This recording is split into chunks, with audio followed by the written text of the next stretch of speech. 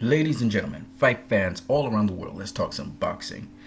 First and foremost, because I always do it, I can't help myself. I want to introduce you guys to Eric Bradley, the Fight Doctor and Master Boxing. If you haven't checked out his channel, you really need to do so. I say this all the time because this is one of the channels I highly respect. Coach Eric Bradley. Because the insight that he gives in boxing, I never really heard anywhere else. Because usually mainstream boxing, you hear the boxers talk. I love to hear the boxers talk because they give you an insight. Remember, I'm not a guy who is competitively fought in boxing, right? But I always want to know what it's like. I've done a little boxing myself, but not a whole lot. I know absolutely nothing about boxing. This man, Eric Bradley's done it. He's coached it. This man's done it all. So when he talks, I really respect what he says. I respect all boxers, by the way. Aaron Coley, I respect you 100%. That's another channel I go to. Aaron Coley talks about boxing. He's also a coach and a trainer and mentor. So let me just make it abundantly clear. When you want to really talk about boxing, you really need to go to these channels. You know, my channel has always been a conduit for other channels. I always thought of myself as a promoter when it comes to boxing, and all I wanted you guys to do was get interested in the sport of boxing more than just the carnage and the blood and the beat down. I wanted you guys to understand what boxing was about and sharing the joy that I have for boxing, the contradiction, me being a Christian gentleman who does not like violence but appreciates the whole philosophy of boxing, appreciates the whole. I was in martial arts, and I'm not a violent person by nature. I really don't like hitting people.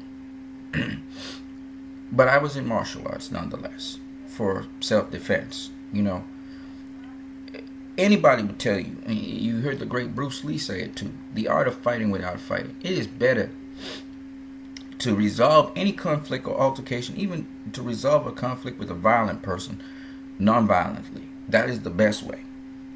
However, the sport of boxing taught me a lot of principles. And these are principles that apply to life. And the fact that boxing is both antagonistic and yet at the same time it is one in which there's harmony. There is a certain degree of elevation. Competition in some ways pushes people beyond what they could push themselves to do. And because boxing is all about competition, as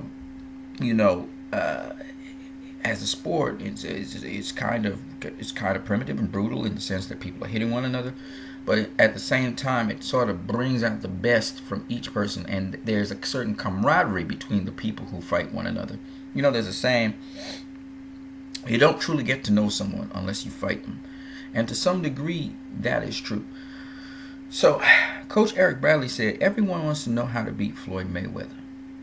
And I just want to add to what the coach said, because I could totally harmonize with it. And then the other thing that he said, which is so true, but it's something I didn't know, was you have to be able to be prepared to go into something like that. And the preparation is not so much in a fight strategy, because that goes out the window, like he was saying, but it has to do more with the mental and yet the technical preparation you must have. The techniques, the skills, the abilities that you have in your game that make you strong at it. Because when you go into that fight, as the coach was saying so correctly, one or two things you're going to have to do. You're going to have to press through with the abilities and skills you have in the face of someone deterring you from doing that. And you may have to resort to other skills and abilities you have not used before in your life to press through and get that win. So the coach is saying two mental things you must have.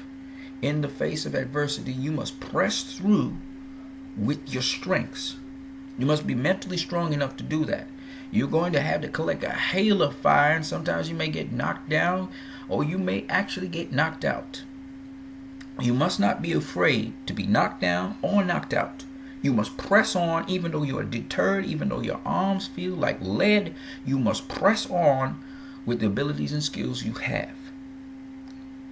It's either that or you must resort to things you've never done in your career, but you have the tools and skills to do them. And you must believe that you can do them, and you must adapt and be able to do those things. Because when you fight a fighter like Floyd Mayweather, but maybe make it abundantly clear, Floyd Mayweather can be beaten. He's a man just like you. Now he has an aura around him that makes a lot of people believe that he cannot be beaten. But truth be told, Floyd can be beaten. Any boxer can be beaten on any given day. But Floyd doesn't think about losing. He thinks about winning, and he focuses on winning. And that's what Eric Bradley was saying. This guy, from a child, he had that winning. Winning was pumped into his head. He don't know what it is to lose in a certain respect. He knows about going for the win, and he wants to win more than anybody else out there. And that's what allowed him to win. I want to point you guys' attention to this fight. Floyd Mayweather versus Jesus Chavez. For those of you who never want to watch that fight, go watch that fight. It was an amazing fight. It tested Floyd Mayweather to the max because Jesus Chavez was not deterred by anything Floyd Mayweather was doing to him. He was intent on imposing his will on Floyd, and he succeeded. Floyd Mayweather Jr. fought Jesus Chavez fight. Jesus Chavez was up against Floyd Mayweather after 5 rounds. In fact, Harold Letterman had Floyd Mayweather up 1 round, which was the 9th round that made the difference. They were literally going toe-to-toe in this fight. As you can see, Floyd Mayweather did not want to fight Jesus Chavez so close on the inside, and he had to resort.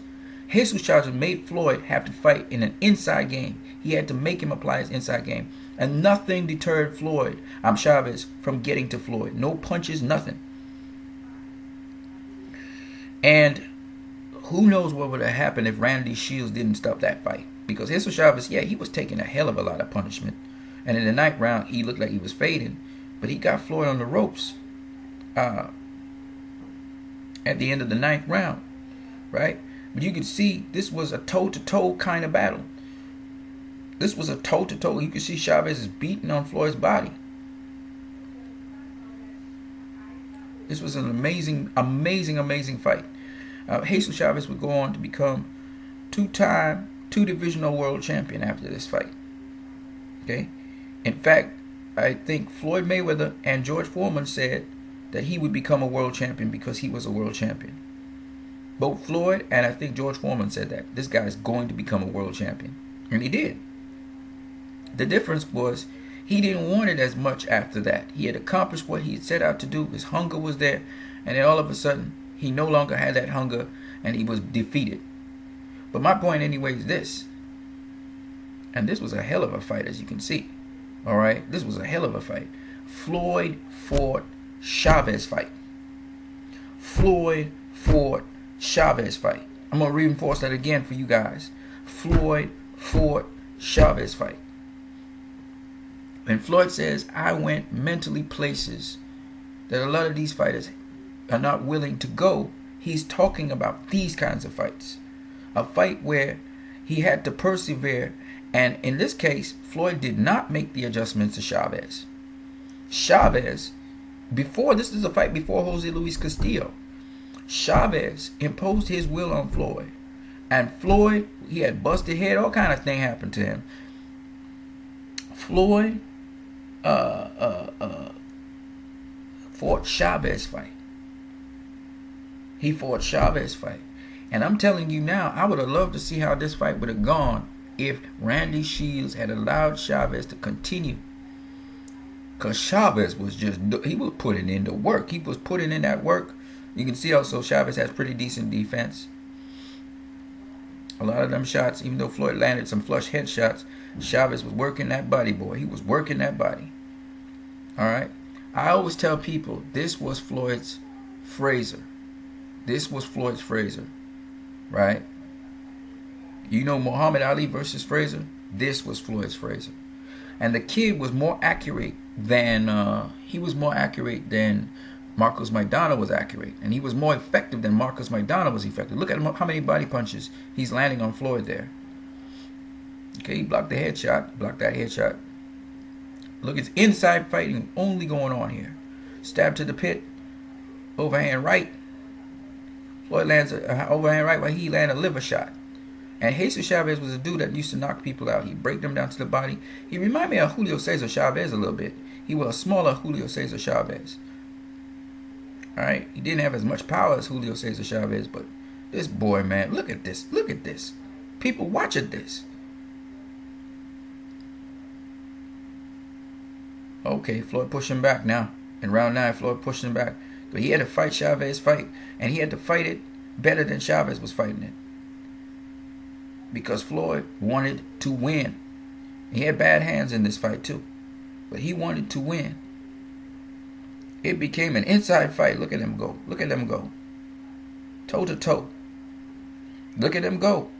Because Chavez made Floyd do something he did not want to do. He took him from his strength, and Floyd now had to fight Chavez, and that was a battle of will. It was a battle of will and attrition. About who wanted it more, and now Floyd had to use the skills of inside fighting to fight Chavez. He had to outfight Chavez on the inside. Some of Chavez, that's what Chavez do. He's an inside fighter, right? So Floyd now had to change his game up. Chavez made Floyd change his game up.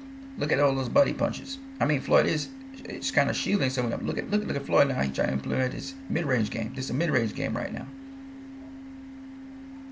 People wonder why Floyd was so good against Ricky Hatton. This is the reason. This is the reason. Guys like Julio Cesar, Jesus Chavez. Guys like Jesus Chavez.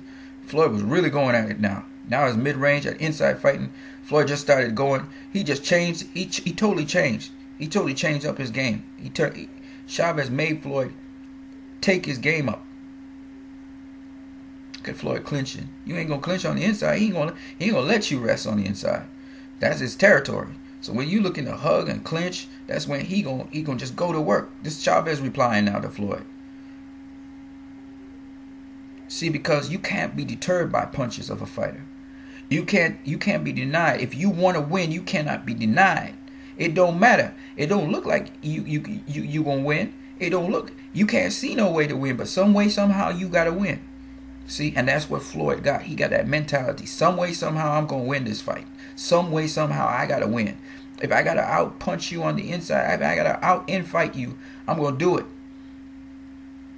See, Floyd's undeterred, but Chavez is not going to be denied. Chavez is not going to be denied. Look at Floyd. He know he in a battle. Randy Shields, stop the fight. Randy Shields, stop. Look at Floyd's face. Look at his face. Look at his face. Look at his eyes. See, Floyd know what it is to go to that place where you doubting yourself. Am I going to win this? What am I up against? He got busted eye from a punch. Randy Shields called it. Look, you can see Jesus Chavez just kind of nutting, but he's like, man, I got this fight, man. I got this fight. Look at those hellacious punches, and he's not deterred. He ain't deterred. I'm telling you, man, this was going to be George Foreman versus, not Foreman, this was going to be Frazier versus Muhammad Ali. Remember when Ali made Frazier quit because Frazier couldn't see through his eyes? That's the kind of fight that was going to shape up to be. But Randy Shields didn't want his fighter to go through all of that.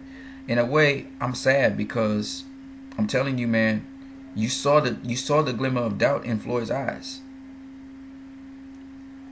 You saw Floyd was like, what the heck am I fighting against? You saw it in his eyes, right? You guys saw it in his eyes. That's what Eric Bradley's talking about. Floyd been there. He'd seen that. But he was willing to go to the end. Look at the scorecards by Harold Lederman. I want to show you guys something. After 2 rounds, Chavez won them first 2 rounds. Right? After 4, Floyd won 2. After 5 rounds, Chavez was up ahead. Floyd was down on the scorecards, and it was up and down. Floyd win one round, Chavez win one round. Floyd win round 8. I argue Chavez won round 8, by the way. And because Floyd took round 9, Chavez was slowing down, right? Because you can't take all them hellacious punches and keep coming. But we saw that with Ali Frazier, right? We saw that with Ali Frazier, didn't we? The difference here is Floyd started hunkering down and he started fighting on the inside. Oh, you want an inside fight? All right, let's go. Let's go. Whatever it takes. Because I can't keep you on the outside. You ain't not going to be denied. I got to fight you on the inside. So, Marcus McDonald, Floyd, the first fight. Floyd been there already. Jose Luis Castillo versus Floyd Mayweather. Floyd been there already. With his bad hands and everything. That's why Floyd said, I know what it takes to fight a fight of this magnitude. When Floyd kept on saying that, he wasn't just talking about, oh, he mentally, like it's some kind of hoochoo voodoo thing. I mentally have that capacity inbuilt in me. No, he had those hard fights earlier on in his career. Floyd faced Carlos Hernandez. You guys go watch this fight. Floyd Mayweather versus Carlos Hernandez. He hurt both hands. And he had a problem with his hands for a little while. You hurt both your hands in a fight. Now, I'm not talking about just breaking your hands. Floyd got small hands to start with. Foreman talked about he broke his hands. He still went and fought and stuff. I agree. George Foreman did that. But Floyd had really, really bad hands. George Foreman got big hands. You look at George Foreman's hand, he like Marcus McDonald's size hands, right? I was talking to Coach Eric Bradley. And all I can say to people is, what if? What if Randy Shields did not stop that fight with Jesus Chavez? This is how Jesus Chavez knocked out fighters, by the way. And throughout Jesus Chavez's career, if you go and watch Jesus Chavez's career, up to the time he fought Floyd Mayweather, I think he had one loss on his record or something like that. Jesus Chavez be knocking out almost everybody. In fact, let me pull up the box rec for you guys to see. Everybody talk about Jose Luis Castillo. No, Floyd's closest battle was against Jesus Chavez. Let me see if I can find him first. This might be the wrong one. This is the boy. This is the man. This is the man right here.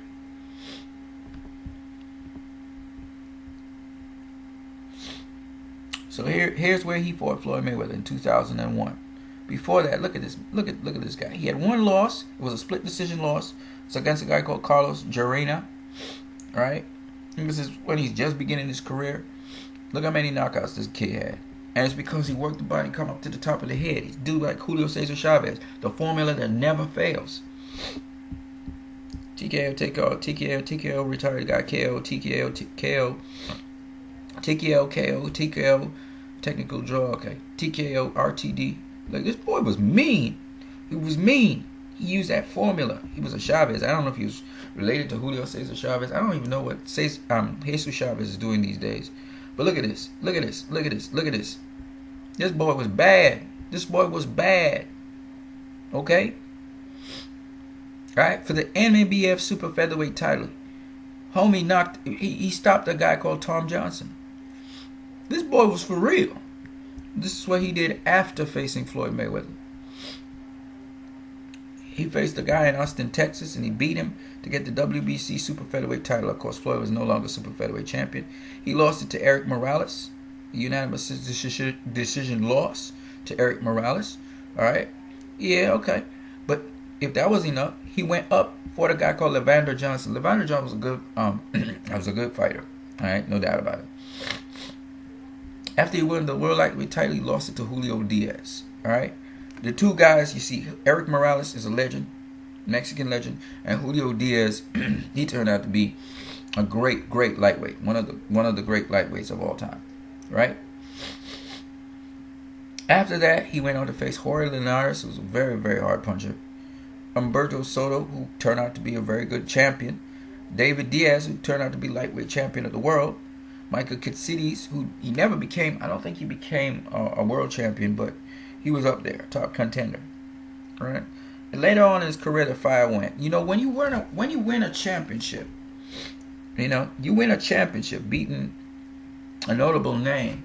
The next fight, mentally, you got to get up to stay champion. And that's sometimes what happened with these guys. It's always mental. It's always mental. When you hungry and you achieve what you were looking for all your life to become world champion, now you got to reset and set new goals, because now you got to defend this championship.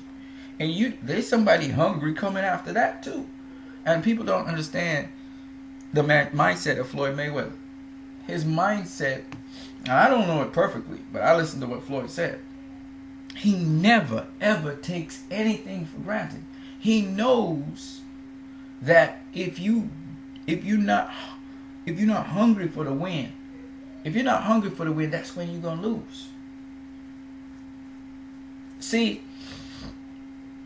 Floyd don't think about losing. He thinks about winning. And if you think about winning and how to get the win, and under any circumstance, you hear Floyd say somehow, some way, he got to this point. He would say that about every single competitor that he faced. Somehow, some way, he got to this point. Because Floyd don't study the how and the way how you get to that point. He studied the mindset of the person that they got to this point. Which means I cannot take them for granted. If I take them for granted, or if I underestimate them, I can't get my win. And I got to get my win, because somehow, some way, I'm going to win. That's the mindset Floyd had. He don't think about losing. You heard him say it many times. Honestly, I don't think about losing. If you got a mindset like that, he don't think about preserving the O. You understand what I'm saying? He thinks about getting the win, getting the W, getting his hands raised.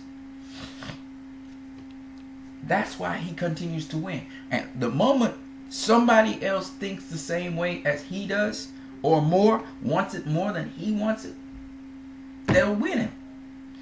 Jesus Chavez, he got that mindset, and he was willing to go through hell to get that win at that day. And then the other interesting thing that we all do not understand, and this is the thing that Floyd understands, and he does not take it for granted, is on any given day, somebody else could want to win more than me. So that's why he worked harder than everybody else. While they sleeping, he working. While they working, he working. When they get to the ring, he's still working. He's ready. He ready for the fight, because mentally he win. Because he looking for that win. And if situations come in that ring, his hands go bad, or he can't deter his opponent, can't strip them of their weapons and take the weapons used against them, he gonna win somehow, some way. Because all he says is, I'm gonna get. You hear him say it every fight. All I know is I'm gonna win, and my hand is gonna be raised. So that's his mindset, because he knows no one in this world, no human being is unbeatable. Everyone is beatable on any particular given day. But he wants to win. He doesn't want to draw. He doesn't want to have just a good fight. You hear some fighters say, I'm contented if we have a good fight. That means you think you will lose. Floyd don't think like that. He thinks, what does it take to win this fight in this ring? And he goes there because he's been tested very hard early in his career to get that win. I remember when he fought Genaro Hernandez. Genaro Hernandez tackled that guy. He went head first into the ground. He slammed him into the ground head first. I'll never forget that. That's how he was christened into that championship fight. Genaro Hernandez used his weight, his size, his reach. He used everything against Floyd. He was coming like hell. He charged Floyd across the ring. I'll never forget that. Welcome to championship status. Oh, you think I'm an old man? Oh, you don't know. And Genaro Hernandez roughed him up from round number 1. And Floyd used his boxing skills. That's how he had his first championship fight. Genaro Hernandez wasn't cute. He wasn't nice. He roughed He roughed him up from the get-go. Go watch the fight. In other words, young buck, oh, you a young buck? Oh, we're going to see how young you are. We're going to take some years off of you. I say all of this just to let you know something. And Genaro Hernandez, he could bang, he could box. He could box inside, he could box outside. He had an inside-outside game. He was a very complete fighter. No disrespect to Chavez, but he couldn't fight on the inside for nothing. But he was a good outside fighter, well-rounded, classical boxer. But Pacquiao roughed the hell out of him. He roughed him up like if he was a little ragdoll. He was too small for Pacquiao. That wasn't the case with Floyd versus Genaro Hernandez. And remember, Genaro Hernandez was the #1 super featherweight in the world. Ain't nobody higher than Genaro. Okay? Robert Garcia, Mikey Garcia's trainer and older brother. Robert Garcia was world champion. He did not fight Genaro Hernandez. He became world champion pretty quickly, though. He was IBF world champion. He defended a couple times.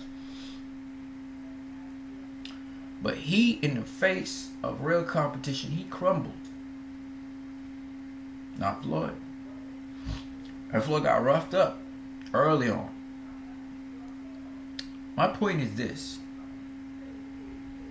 Those fights prepared Floyd mentally for what was to come in his career.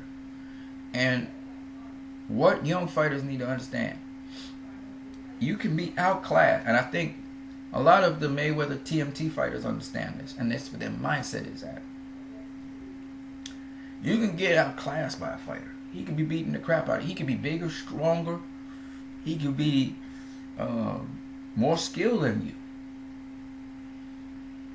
But it's your will to win under any circumstance. Of course, you still got to have some training and skill level and stuff. That's what they saw in Muhammad Ali. Muhammad Ali used to get his tail whooped in the gym so many times as a younger guy. But the coach saw in him the will to overcome and the will to win. He saw it in Ali early. And apparently Floyd Mayweather had that inbuilt in him as a little child. I'm talking 4 years old, 5 years old. This kid was probably fighting guys bigger than him. And he talked about this story a bit. And I saw some footage of Floyd as an 8, 9-year-old fighting his father. This boy be fighting his dad and landing punches on him. I'm not talking about no joke fight neither. And I thought this kid knew from very, very young the will to win. And they equipped him with his tools and taught him how to acquire new tools. I remember Jeff Mayweather saying, prodigies are not born, they are made. I remember Jeff Mayweather saying that. That's a gem. Because for parents, you want your child to be very good at something. You got to expose them early. Then you got to let them dial into that thing. And if you give them the will to win, because Floyd said, I was raised up as a child from very early with a will to win. You can't be in a family which is broken. Both parents, one is a drug dealer, one is a drug addict. People getting shot and all kinds of crazy things happening up in there. You're a split home, you're living with your grandmother and all this kind of crazy thing. Crime up in a room. The odds on you succeeding, you left school to do boxing. The odds on you succeeding, you could have gotten injured, you could have, so many things. The odds are against you to succeed and you win. You come out of that and become the best boxer on the planet. You win. How many fighters have gone through that? You didn't just win in terms of your abilities and skills, but mentally you won. You win. You keep winning. You have that will to win. You gotta understand the context behind it. Floyd Mayweather Jr., his father was supposedly, a decent boxer, but Floyd and his family, they were poor people. People talk about a lot about Manny Pacquiao. I'm sure Manny Pacquiao's condition was worse than Floyd's. But Floyd wasn't no rich person. He didn't have no golden spoon in his mouth. He grew up rough and rugged. Rough and rugged, baby. It was rough for him. He don't even know what good family values are. It was rough. Pacquiao, he still had a mother who cared. And a certain degree of unity among his brothers. Wasn't so with Floyd. And my point being that boxing was the outlet for him. Even to this day, Manny Pacquiao has other outlets. He's been a movie star. He's been all kinds of things. He's a senator right now. Marvelous story. Coming from nothing to being a senator. Fighting hungry. He ain't even eating food and you fighting. It's crazy. But I'm saying, when you look at Floyd's story, you understand why this guy wins. This was his outlet. He didn't always like boxing, but he was passionate about boxing when he was younger. He loved it. He embraced boxing for what it was. This was his outlet. It wasn't going to be school that was going to get him through. In a way, it was a gamble that many another person who had abilities and skills like Floyd never made it to the point. Because at some point in time, whether it was they were blind or their hands and feet were broken or whatever it was, the opportunities slipped by, they gave up on winning that battle. Somewhere, somehow, some way. Or some of them, they died. They got killed. They got shot. So they, like Jesus Chavez, the towel was thrown in on them without their permission. And they just had to let it be. So for Floyd to have made it through all of that and still be a winner, of course he was a very special fighter, everybody looked at him, but to still be a winner in spite of all of that. You know how many great, really talented, very skilled fighters never make it to that level? Or forget that level, never make it to the pros, or for some reason or the other. We could talk about so many athletes, great basketball athletes, tons of talent, tons of skill, never make it to the NBA. The journey, they just never made it for one reason or the other. You know how many boxers are like Floyd, but they just never make it because of they didn't have that will to win, or life threw them a curveball where they just never had a chance because they was either killed or paralyzed or something. And when you paralyzed, what you gonna do now? Mentally, if you got the will to win, some way, somehow, you're gonna walk again and box, right?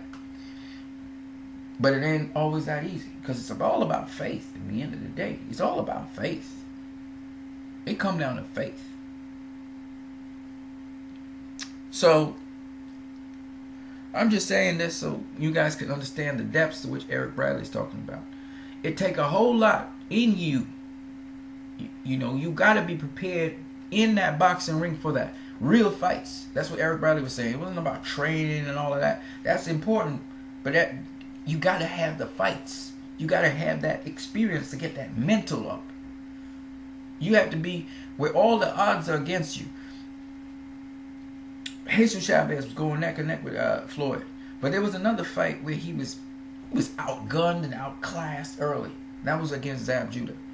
Now Floyd, obviously, he had a game plan in the sense that he thought Zab Judah would tire out later down.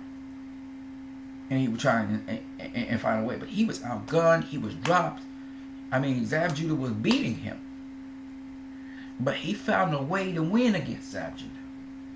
He used his abilities and skills. He changed up his style. He didn't use the shell much in that fight. He had to change up his style to beat Zab Judah. The will to win is what drove him to do what he did. The will to win. The shell wasn't working. He had to adapt. That's why I said, you either do one or two things. You either persist with what you're doing and will not be denied doing it. If you're throwing that jab, man is punishing you under the arm and countering you every time you throw it. But you commit to throwing that jab because you know that's the only way you're going to stop this dude from doing what he's doing. Even though you got knocked down, so you get back up and you throw that jab and you got the will to win. Somehow, some way, this jab gonna make it turn this fight around for me, and you get your punches in. That's one way. Because you didn't let your will be broken. You saw Andre Ward go back to what he was doing after he got dropped by Sergey Kovalev. He was working the inside, and he was committed to working the inside. You saw Timothy Bradley do that same thing against Provatnikov, even though he went off course a little bit. He was distracted a little bit. He wanted to bang a lot. You got to have that will to win under any circumstances. Now, some people say, well, Nicholas Walters, he quit. Guess what? A lot of fighters have quit. They didn't stop fighting, but they quit because the will to win was not higher than their opponent's will to win. And that's what these boxers be talking about. You have to have that will to get your hand raised at the end of this competition, because it's more mental than anything else. And what your opponent helps you to do is raise your mental level to another level. You guys talk about Maurice Lee. He definitely was outclassed by his opponent. His opponent was at least 2 levels up from the opponent he should have faced. But what we saw from Maurice Lee was very important. And even when we listened to him after the fight, he's in his own universe in terms of the judges giving the guy the fight. And obviously the guy beat him. But in terms of his desire to want to get back in the ring or to train to be better, his will to win was strengthened by his loss. He was completely outclassed, but he was game all the way down to the end with the skills he had. And if that fight was to go the full, let's say it was an 8-rounder, even though Maurice never fought 8 rounds, right? Let's say it was an 8-rounder and Maurice had to fight that guy. I guarantee you, with Maurice's will, unless the guy knocks him flat out, I believe Maurice would have broke that guy down. He would have broke his will. Maurice would have been dead tired. It would have taken a lot out of him, in terms of his career. But I believe that this guy had a will to win. He wasn't the hardest puncher. The other guy was stronger, more well-conditioned than him. He boxed completely better than him. But I'm telling you one thing, and that's what they do in the doghouse. You fight until you quit. You fight until somebody gives up. The will to win by this guy is what drove him on, all the way to the final round. In fact, to the point where the guy was sticking and moving on him. That mentality is one. Now it can be dangerous in the sense that the boxer doesn't really understand, and he's divorced himself from reality. That's a whole other story. But the will to win, nonetheless, is one in which it inspires a boxer to want to do better. You have to have that will to win, not just the will to hang with a guy and feel good about that. You have to have the will to win. That you are going to have your hand raised at the end of the fight. Obviously, he was outgunned and outmatched, Maurice Lee. And the other guy, he got the will to win. And with all those advantages and his will to win, even though I think he didn't have a greater will to win than Maurice did, but Maurice,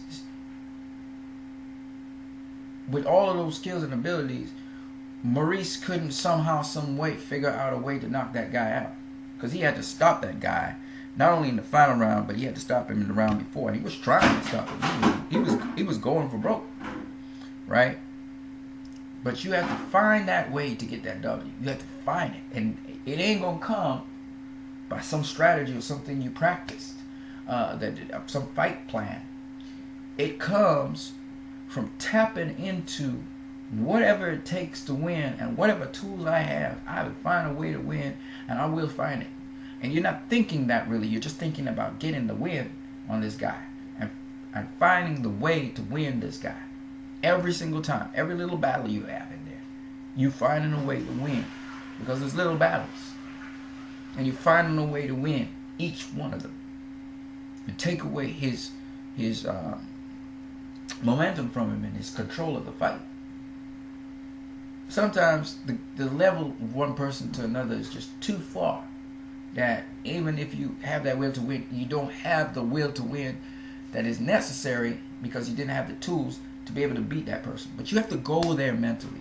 And that's what Floyd does with all the TMT fighters. Now, you got to balance that act because, like, the matchmakers, they have to realize that you can't put too far. Like, you give a guy who has 2 fights, you make him fight a world champion, he got no amateur background or nothing. Now you're putting him in there to just completely burn out. You know what I mean? Mentally. Because that's too far a margin. So you try to put something that at each step of development is tough enough for the person, but it pushes their will to win. You see? Because it's not about taking the L. It's about winning when you go into competition. Now, I don't know if you understand what I'm saying. In other words, my focus is not on losing a fight. If I focus on losing a fight, I'm going to lose. I have to focus on winning the fight. Because that's what the competition is all about. It's about winning, right? You want your hand to be raised. Everybody wants to win. What happens is that some people, they want to win, but mentally, they're thinking about losing. You can't have both. If you're double-minded, you see what I'm saying? If you're double-minded, you can't get that win. You have to be all in on winning. You can't be satisfied with a draw. You cannot be satisfied with putting up a good performance and everybody liked it, so that was cool. No, you entered the competition to win it. And you have to be singular in thinking, not only thinking that, but believing that. You have to be able to believe that. You must believe that you will win. That's what they talk about fighters' confidence. This fighter has a lot of confidence. Buster Douglas didn't beat Mike Tyson because he was stronger than Mike Tyson. He was a bigger puncher than Mike Tyson. He had the will to win.